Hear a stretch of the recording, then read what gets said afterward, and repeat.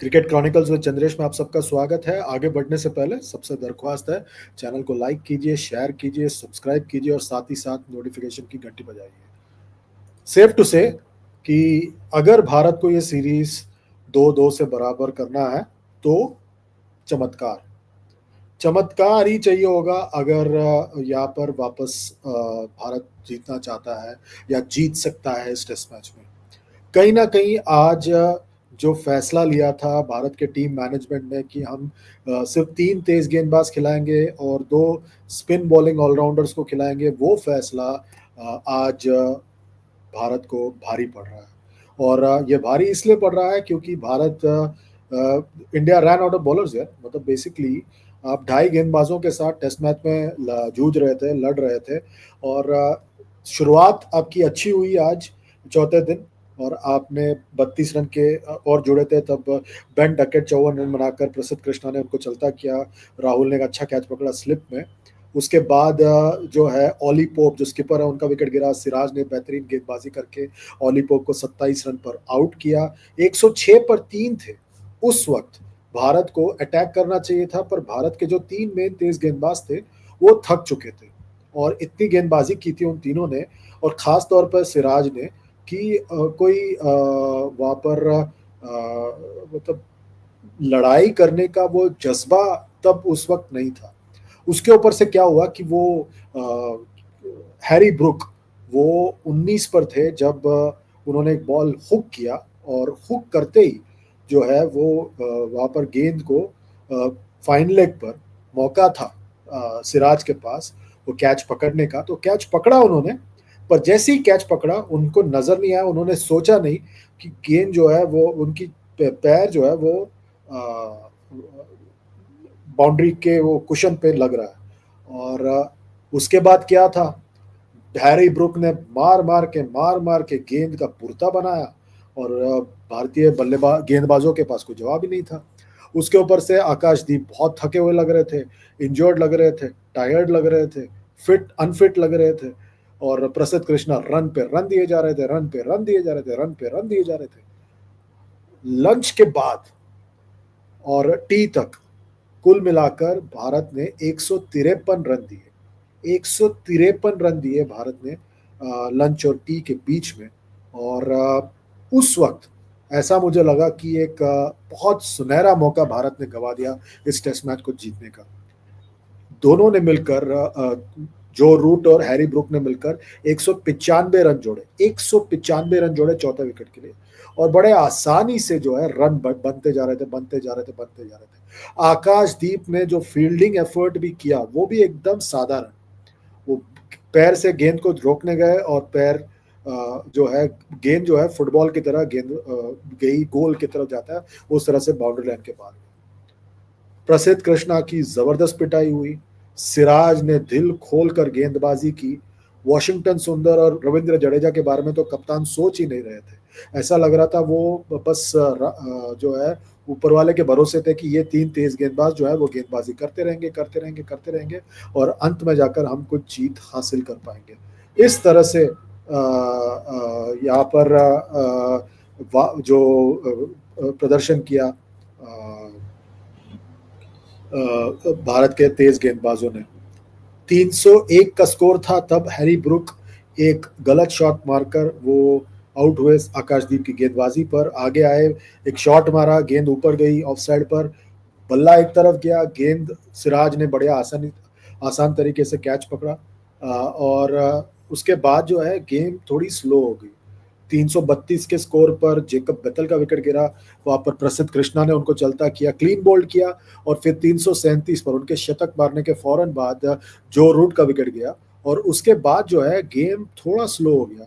अगले 4-5 ओवर में सिर्फ और सिर्फ 2 रन बने, और जेमी ओवरटन बल्लेबाजी करना है, जेमी स्मिथ भी वहां पर मौजूद है।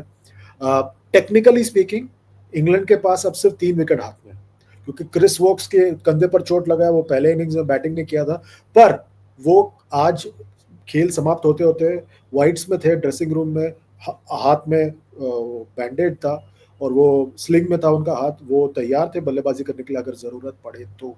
पर आखिर में आखिरी गेंद जब हुआ, मतलब वो एक जेमी ओवर्टन ने कुछ शॉट मारने की कोशिश की, बल्ला ऊपर गया, फिर गेंद लगा नीचे, और वो काफी देर तक उस रिव्यू पर वक्त बिताया तीसरे अंपायर ने। पर खेल समाप्त हो गया जल्दी आज, करीबन 9:45 इंडिया टाइम, मतलब करीबन 1.5 घंटा पहले खत्म हो गया खेल, क्योंकि पहले तो बैड लाइट हुआ, टी के बाद भी बैड लाइट की वजह से खेल देरी से शुरू हुआ, फिर उसके बाद फिर एक बार बैड लाइट हुआ, और फिर बरसात जबरदस्त शुरू हो गई, और कवर्स आ गए, सब कुछ आ गया, और फिर अंपायर्स ने करीबन 10:30 बजे डिसाइड किया कि हम कॉल ऑफ कर देंगे, 10:30 बजे इंडिया टाइम।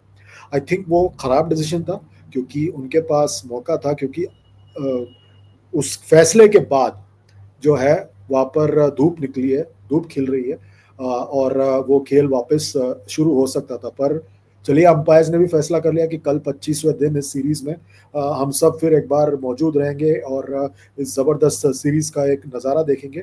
पर कहीं ना कहीं भारत को लगेगा कि उन्होंने एक सुनहरा मौका गवा दिया इस सीरीज में, सीरीज को जीतने का मौका गवा दिया, सीरीज में बराबरी करने का मौका गवा दिया, और अपने ही गलत फैसलों के कारण भारत इस सीरीज में हार के कगार पर है, हारने वाला है सीरीज, क्योंकि अपने ही गलत फैसलों के कारण। मैंने कल कहा था कि इंग्लैंड के पास 3 तेज गेंदबाज थे, पर उन्होंने चार को पिक किया था, उसके बावजूद जिस तरह से उन्होंने गेंदबाजी की बेहतरीन, क्योंकि मुझे कहीं ना कहीं लगा दूसरी पारी में भारत ने मौका गवा दिया एक बड़ा स्कोर खड़ा करने का। इसके बाद जब भारत गेंदबाजी करने आए, मुझे लगा था कि भारत को एक तेज गेंदबाज कम है, उसकी कमी महसूस होगी इस पारी में, और महसूस हुआ, क्योंकि आकाशदीप क्लियरली अनफिट लग रहे थे। प्रसिद्ध कृष्णा बहुत रन देते हैं, और वो साफ तौर पर लग रहा है उन्होंने 4.88 के औसत से रन दिया इस पारी में अब तक। सिराज ने बेहतरीन गेंदबाजी की, 2 विकेट निकाले 95 रन देकर। बस ये 3 गेंदबाजों के इर्द गिर्द घूम रहा है भारत का ये विजयी रथ। ये कुछ हद तक सिडनी के टेस्ट मैच में जो हुआ था आखिरी पारी में, उसी तरह का हाल है। कहीं ना कहीं मुझे लग रहा है कि जसप्रीत बुमराह अगर अपने आप को थोड़ा पुश करते और इस टेस्ट मैच में खेलते, कितना बेहतर होता, भारत जीत सकता था। पर कहीं ना कहीं क्योंकि आप अर्शदीप के साथ रिस्क नहीं लेना चाहते थे इस टेस्ट मैच में उनको डेब्यू कराकर, क्योंकि आपने एक बार एक गलती कर दी थी अंशुल कंबोज के साथ पिछली पारी में, आप वो गलती फिर एक बार दोबारा दोहराना नहीं चाहते थे, उस चक्कर में आपने अर्शदीप का भी डेब्यू नहीं कराया। और आप जो है, आपको शार्दुल पर भी भरोसा नहीं है, आप जसप्रीत बुमराह भी नहीं खेलना चाहते, तो आप फंस गए। और अंशुल कंबोज में तो बात नहीं थी, तो पूरी तरह से आप फंस गए। चलिए, अब आखिरी दिन भारत को चाहिए 3 विकेट टेक्निकली, इंग्लैंड को चाहिए 35 रन। इंग्लैंड ये सीरीज बड़े आसानी से जीतने वाला है। आपको क्या लगता है, वीडियो के नीचे कमेंट करके बताइए कहाँ गलती हुई भारत की तरफ से। मुझे लगा कहीं ना कहीं भारत के जो हौसले हैं ना, बहुत जल्दी पस्त हो गए, और कप्तान शुभमन गिल बहुत ज्यादा डिफेंसिव है। एक ओवर में 16 रन गए लंच के पहले, प्रसिद्ध कृष्णा की गेंदबाजी में फील्ड स्प्रेड कर दिया, एक को वहां दूर भेजा, किसी को वहां भेजा, वहां सब जगह भेज दिया उन्होंने। और I don't like this defensive approach. इस तरह से आप टेस्ट क्रिकेट में नहीं कर सकते, और आप 3 तेज गेंदबाजों के साथ तो उतर ही नहीं सकते, जिसमें आपके उसके बाद आपके 2 स्पिनर है जिन पर आप खिलाने ही नहीं वाला, आप उनको गेंदबाजी नहीं देने वाले। उससे अच्छा आप शार्दुल ठाकुर और अर्शदीप सिंह को खिला लेते यार, वो 5 गेंदबाज ऐसे ही हो जाते आपके। आपको अगर स्पिन की जरूरत है तो साई सुदर्शन से लेफ्ट आर्म स्पिन करा देते यार, या जडेजा से करा देते हैं, जडेजा को रखते टीम में और करुण नायर को ड्रॉप कर देते आप, या साई सुदर्शन को ड्रॉप कर देते आप। ये तो फैसला नहीं हुआ ना मेरे ख्याल से। ये जो सोच है ना, नकारात्मक नेगेटिव सोच, उसकी वजह से भारत ये टेस्ट सीरीज हार रहा है, एक और टेस्ट सीरीज हार रहा है, तीसरी लगातार टेस्ट सीरीज। क्या अकाउंटेबिलिटी फिक्स होगा? मुझे नहीं लगता। आपको क्या लगता है? वीडियो के नीचे कमेंट करके बताइए, लाइक कीजिए, शेयर कीजिए, सब्सक्राइब कीजिए, और साथ ही साथ नोटिफिकेशन की घंटी बजाइए। अभी के लिए बस इतना ही। अपना ख्याल रखिए। Goodbye, good night and God bless.